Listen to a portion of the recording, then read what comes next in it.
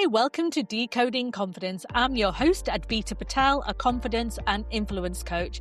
And over the next 20 minutes or so, I'm going to be digging into what confidence actually looks like in the workplace. Not the fake it till you make it stuff, but the real deal. So whether you're navigating tricky stakeholder conversations, trying to get your voice heard in the boardroom, or you're just trying to figure out how to back yourself when the imposter syndrome kicks in, this is your space. I'll be talking to people who've been there, sharing practical tools you can actually use, and unpacking the myths that keep us second guessing ourselves. Enjoy this episode. I'm going to start today's episode with a bit of a controversial take. What if I told you that being a great listener just isn't enough? That emotional intelligence on its own has a ceiling. I know this is probably not what you were expected to hear on today's episode. But the thing is, I've coached hundreds of leaders who were emotionally intelligent, very self-aware, and genuinely cared about their team and the work that they're doing. But they were still missing something. And that something was limiting their impact without them even realizing. So today's episode is going to focus on that missing piece. And that missing piece is cultural intelligence. Cultural intelligence is something that has only recently come into my life, probably in the last 4 years. But since I've learned more about it, everything in how I work, how I lead, how I coach has completely changed. So whether you lead a global team or a local team, this one is for you. And I'm going to talk more about what is cultural intelligence and how it can help you. So CQ was first introduced in the early 2000s by researchers Christopher Early and Soon Ang. They were looking at the gap in existing intelligence frameworks. So you may have heard of IQ. IQ measures cognitive ability. Then you've got EQ, emotional intelligence, and that measures how we understand and how we manage emotions. But neither of those frameworks fully explained why some people were able to navigate cross-cultural situations brilliantly, while other people, despite being smart and emotionally aware, just kept getting it wrong. So together, they developed this concept called cultural intelligence as a distinct capability. The idea being that working across cultures requires its own set of skills. And crucially, those skills can be learned and developed. So it's not a personality trait. It's not something that you're born with because you happened to grow up in a multicultural household. It's all about practice. So the Cultural Intelligence Centre was founded off the back of the original research and has since spent decades developing tools, assessments and frameworks to help individuals like myself and organizations build better cultural intelligence. And the evidence base that they have is substantial. Research consistently shows that people with higher CQ make better decisions in diverse teams, they build stronger cross-cultural relationships, and are more significantly effective in global and multicultural environments. And what I love about that is the permission that it can give us. You don't have to feel guilty about what you didn't know. You just have to be willing to learn about it. So let me take you back to when all of this clicked for me. I have spent years, around 15, 16 years now, coaching leaders. I've sat across from hundreds of people in some of their most vulnerable moments. I was confident, and I mean genuinely confident in my ability to hold space for someone to help them through a challenge. I had been trained for this. I've got my coaching qualifications. And like I said, I've been doing it for 16 years. But when I started to practice the 7 habits of confident leadership more deliberately, and if you've been listening to this series, you'll know it's based around my Believe framework from my book, I started to notice a bit of a gap in how I was approaching certain conversations. There were moments in these coaching conversations where cultural context did come into play, faith, heritage, values, things like that. And in those moments, I found myself making assumptions and I didn't even know I was doing it at the time. And I wasn't being unkind, I wasn't being dismissive, but I believe I was filtering what I heard through my own cultural lens. That meant I was missing some very important things. And that's when I uncovered cultural intelligence, or CQ, as I'm going to refer to it throughout this episode. I was so taken by CQ and the research and the evidence base behind it that I became a certified trainer. And I can honestly say learning about CQ has changed everything in how I show up for other people, how I approach difficult conversations, how I interpret behavior, and how I build connection. It's made a massive difference in my coaching, and I am so thrilled that I've learned more about it, and I want to help you learn more about it as well. So what actually is cultural intelligence? The Cultural Intelligence Centre define it as the ability to work effectively across different cultures. But in this episode, I'm going to go a little bit deeper than that because it's so much more than being aware of different cultures. CQ is built on 4 key capabilities. And I want to walk you through each one because understanding all 4 is what makes cultural intelligence really powerful. The first one is called CQ Drive, and this is your motivation. This is your genuine curiosity and willingness to engage with people who are different from you. And I have to be honest, this is where a lot of people tend to get a bit stuck because you need this drive, you need this motivation to lean into your real curiosity to find out about different backgrounds and different cultures. And if you don't have that, it's going to be a bit of a challenge. The second one is CQ Knowledge. This is your understanding of how cultures differ, their norms, their values, their practices, and expectations as well. And this isn't about stereotyping, by the way. This is about, I understand there's a range of ways people make sense of the world that might be a bit different from me. That's what knowledge is about. Then you've got CQ strategy. This is your ability to be able to plan and adapt, to pause before a conversation and think, what do I know about this person's context? What assumptions am I carrying here? How do I need to show up differently? And this is the area for me, to be honest with you, that I struggled with the most. So I had the drive. I was really curious and really wanted to know more about other people. I knew how to build knowledge. I'm a continuing professional developer. Like I learn all of the time. But strategy was definitely something that I struggled with. And I really had to lean into that a lot when I did my CQ assessment, and I saw that was my weakest link. And then the fourth one is CQ Action. This is where it all lands in practice. This is your ability to actually adjust your behavior in a cross-cultural situation. And it isn't just knowing what to do, but actually doing it. And here's the thing about all 4 of these, they're all learnable. CQ isn't a personality trait that you're born with, like I said to you before. It is a skill and you can develop it and you can practice it. And developing it will help you build more confidence in your way of leading, but also, most critically, help those around you feel better about themselves and build confidence in them. Now I want to get a bit practical with you because CQ isn't just a concept. It is about understanding the actual dimensions along which cultures differ. And I used a model from this Cultural Intelligence Centre that identifies 10 cultural behaviour preferences. And this totally changed how I work. And it's honestly mind-blowing. I want to go through these because I guarantee at least 2 or 3 of them will make you go, that's what's going on. So whether that's in your team or you're working with a client, or even if you're kind of learning about your own communication style, this is going to help you.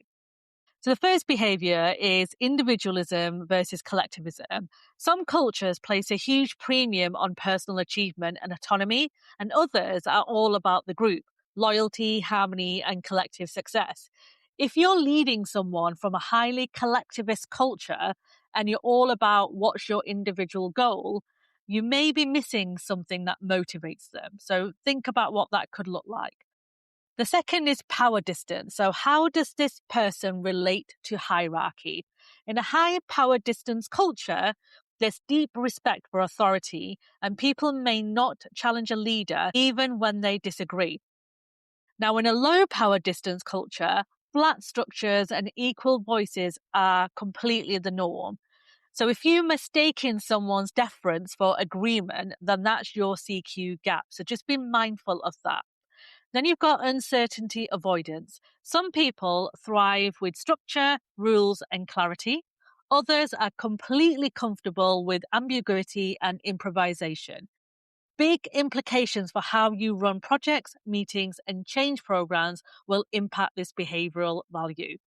Then you've got cooperative and competitiveness. Some cultures thrive on collaboration as a natural way of working.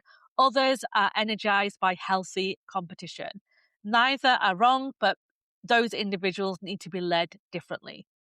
Then you've got short-term versus long-term orientation. This one comes up so much in different organizations that I've supported. Some people are wired for quick wins and immediate results. Others are playing the longer game, more persistence, future planning, laying the groundwork, all of that kind of stuff. They're both very valuable, but they both need to be understood properly if you want the team to succeed. Direct and indirect communications is next. This is one of the most common sources of misunderstanding in teams. Direct communicators say exactly what they mean. Indirect communicators rely on context, relationships, and what's not said. That is important to note. And when these styles collide, things can go wrong very, very quickly. Then you've got the difference between being and doing. Some people and some cultures prioritize quality of life, relationships, and being present. Others are wired for productivity, action, and results. If your idea of a great meeting is getting through the agenda fast, but someone else's idea is building relationships first, there's going to be a conflict in that. Then you have expressive versus reserved. Some cultures are animated, they use gesture, they use tone, they use emotional expression very freely. Others are self-controlled and more restrained.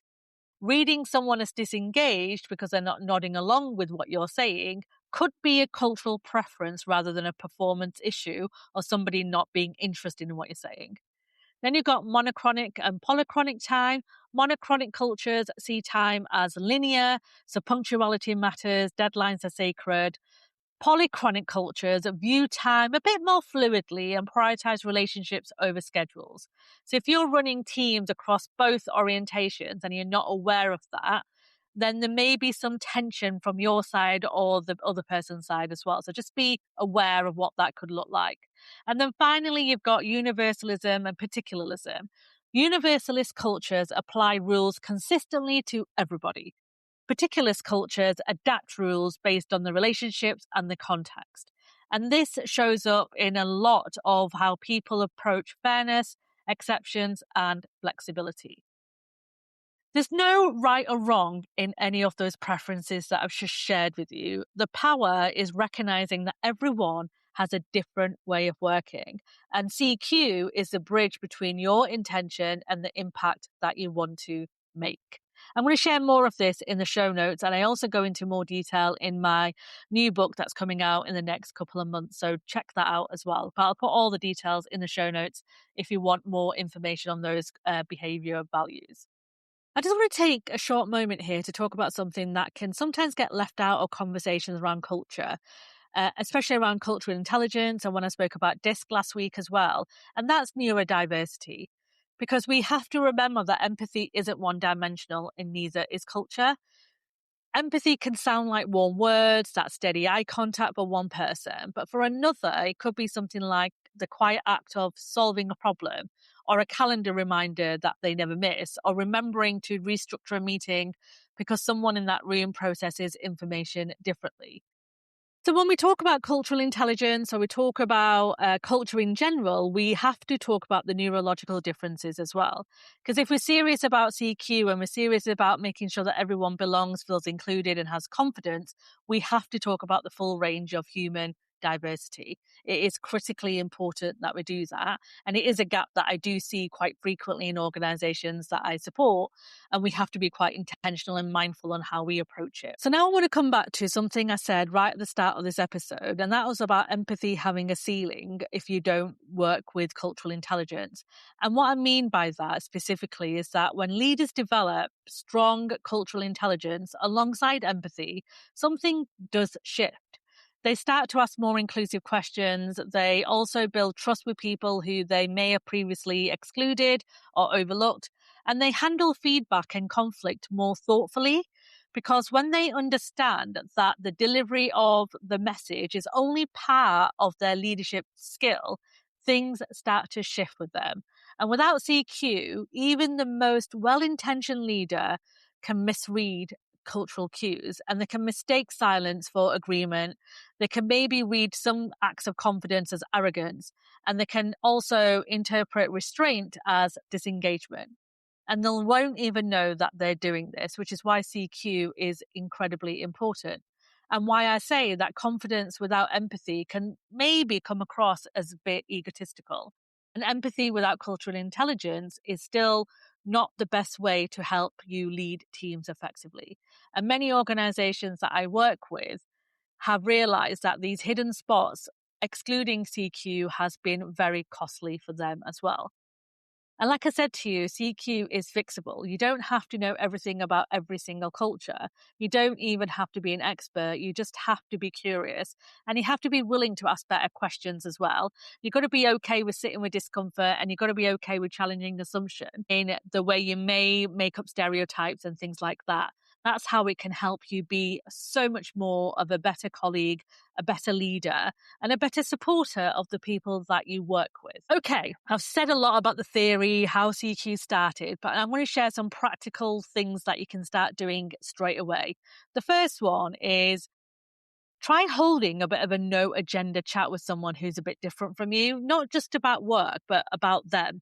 Ask them questions about their background, ask them questions about their values, their experiences, and listen to what they're saying, not to respond or to even relate, but just to understand. We don't do that enough. We don't have conversations to understand anymore.